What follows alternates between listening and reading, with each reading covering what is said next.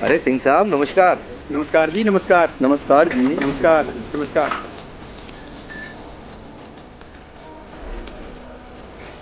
और सिंह साहब क्या हाल चाल है? बस बढ़िया वकील साहब। और पंकज जी क्या रहा? सिंह साहब बता रहे थे आज रामपाल जी के 2 केस का फैसला आ सकता है। नहीं शर्मा जी, जज साहब ने अगली तारीख दे दी। अच्छा, हाँ सिंह साहब, वैसे भी देखा जाए तो अभी ट्रायल भी पूरा नहीं हुआ है। जज साहब पर इतना प्रेशर है, न जाने कब फैसला सुना दें।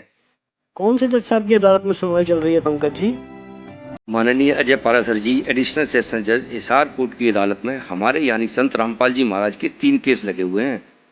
428, 429, 430/2014, जिनमें FIR 429/14, 430/14 के तहत धारा 302, 343, 120 भी लगा रखी है, जिसमें जज साहब कभी भी फैसला सुना सकते हैं।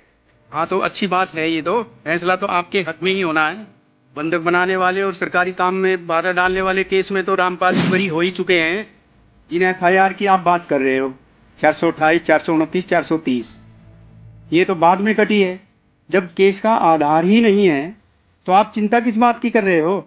बिल्कुल सिंह साहब, ये मैं पहला ऐसा केस देख रहा हूँ जिसमें मेरे क्लाइंट के खिलाफ ना कोई गवाह ना कोई सबूत, फिर भी जज साहब के ऊपर प्रेशर बना करके इन केसों को प्रभावित किया जा रहा है। ये आप क्या कह रहे हैं? भला जज साहब के ऊपर प्रेशर कौन बना रहा है? शर्मा जी, आप तो जानते ही हैं, रामपाल जी लगातार 4 केसों में बरी हो चुके हैं। इसमें सरकार की किरकिरी हुई है, ये तो जग जाहिर है। सरकार बेनकाब हो चुकी है, इसलिए सरकार नहीं चाहती कि रामपाल जी किसी भी मामले में बरी हों, इसलिए नाजायज ही इन केसों को प्रभावित किया जा रहा है। लेकिन ये सब आप इतने दावे के साथ कैसे कह सकते हो?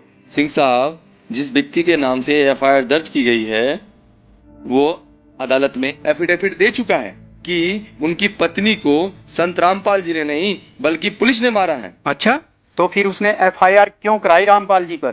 सिंह साहब, यही तो बताना चाह रहा था मैं आपको। शिवपाल, जिसके नाम से FIR कटी हुई है, उसने खुद कोर्ट को बताया हुआ है कि उसकी पत्नी का शव देने के बदले पुलिस वालों ने उससे कोरे कागज पर साइन कराए, यह कह करके कि कुछ कागजी कार्रवाई करनी है। ओहो, अरे पंकज जी, अगर ऐसा है तो मामला तो अपने हक में ही है, वो सब तो रिकॉर्ड में होगा ही। हाँ प्रवीण जी, लेकिन जज साहब तो ओपन कोर्ट में कहते हैं कि आपके ऊपर तो कई विकल्प हैं अपनी बात रखने के लिए, मेरे ऊपर तो काफी दबाव है। ओ माय गॉड, ये तो सरासर अन्याय है। सट एंड ओपन केस है, इसमें जज साहब ऐसा कैसे कर सकते हैं? हाँ वकील साहब, कानून तो सबके लिए बराबर होनी चाहिए ना, लेकिन यहाँ पे कानून की दोगली नीति उजागर हो रही है। और हाँ पंकज जी, वो फोन वाली बात तो बताइए। हाँ वकील साहब, हमारे बचाव पक्ष के जितने भी वकील हैं, हिसार जेल नंबर 1 की कोर्ट में जब जाते हैं तो जेल प्रशासन उनको फोन ले जाने की परमिशन नहीं देता, जबकि सरकारी वकील फोन साथ लेकर के जाते हैं। 2 जुलाई 2018 को नागेंद्र सन ऑफ जयप्रकाश, जो सतलोक आश्रम बरवाला में CCTV कैमरे का काम करता था, उससे जरे के दौरान सरकारी वकील को स्वयं जज ने कहा कि तेरे को जो क्वेश्चन करने हैं वो तेरे को याद नहीं है, तू बाहर जाकर के फोन पे किसी से क्वेश्चन पूछ ले, तब आकर के क्रॉस एग्जामिनेशन करना। तब सरकारी वकील कोर्ट रूम से बाहर जाकर के 3 से 4 बार फोन पे बात की, तब आकर के जरे की। और अभी कुछ दिन पहले ही इनके जो भगत भाई हिरासत में हैं, अदालत में हाजिरी दर्ज कराने के लिए वीडियो कॉन्फ्रेंसिंग के जरिए उनको बुलाया गया था, तो जज साहब ने उनसे कहा आपके 2 केसों में जल्द फैसला आ सकता है, आप क्या कहना चाहते हैं? तो इनके भगत भाइयों ने कहा जो कानून कहता है आप वही कीजिए। तो माननीय जज साहब ने खुली अदालत में यह कहा कि आपको हाई कोर्ट और सुप्रीम कोर्ट में 2 मौके और मिलेंगे अपना पक्ष रखने के लिए। तो हमें उनकी इन बातों से यह विश्वास हो गया कि इस न्यायालय में हमें न्याय नहीं मिल सकता, जिससे हमें यह विश्वास हो गया है कि हमारे खिलाफ कोई सबूत न होने के बावजूद भी इस अदालत ने हमें सजा सुनाने का मन बना लिया है, इसलिए इस अदालत से हमें न्याय मिलने की उम्मीद नहीं है। वकील साहब, सरकार अपने किए हुए अत्याचार को छिपाने के लिए हम पे अब भी घोर अत्याचार करवा रही है। अच्छा तो भाई साहब, अब आगे का क्या प्रोग्राम है आपका?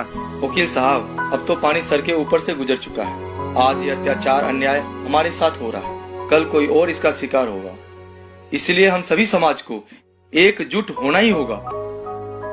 हाँ भाई साहब, सही कहा आपने। अब हमें भी ये समझ आ गया है कि आप भी सच्चे हैं और आपके गुरुजी संत रामपाल जी भी सच्चाई के लिए ही जेल में गए हैं। जी हाँ, रामपाल जी के साथ तो वाकई में अन्याय हो रहा है और इस सच्चाई को ऊपर लाने के लिए इस संघर्ष में हम सब उनके साथ हैं।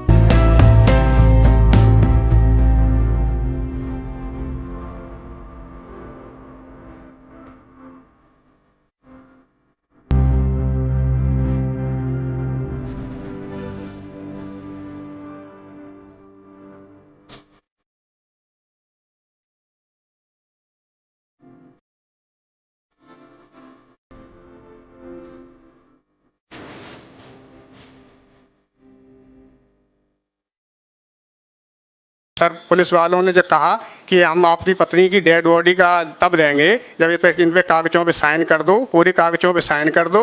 और मैं 4-5 कागजों पे मैंने साइन कर दिया अपनी डेड बॉडी शव लेने के लिए, और मैं एक जगह बैठ गया। उन्होंने संत रामपाल जी के ऊपर केस बना दिया, जबकि मैंने उनके ऊपर कोई ऐसा बयान दिया ही नहीं। झूठ और सच का ये फैसला आया कि मैं गुरुजी ने, मेरे संत रामपाल जी ने हत्या नहीं की है उनकी, और यही मैंने उनको भी बोला था।